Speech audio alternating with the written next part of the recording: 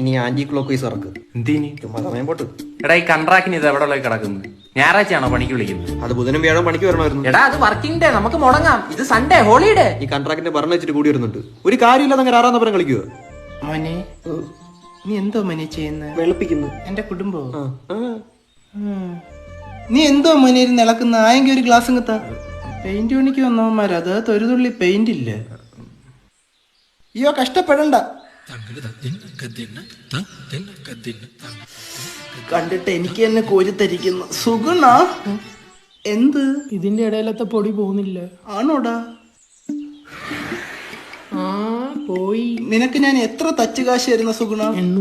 800 കൂറ് നീ എന്നോട് കാണിക്കുന്നുണ്ടോ? കാണിക്കല്ലേ. നിന്റെയൊക്കെ കാണിപ്പ് കാരണം പണിയാൻ പോയ 3 വീടാ ഇപ്പൊ എന്റെ പേരില്. ഇതും സൂപ്പർ വീടാ. ഞാൻ വരുമ്പോഴത്തേക്ക് ഇതിന്റെ മേല് മൊത്തം വൈറ്റ് വാഷ് അടിച്ച് വെച്ചോണം.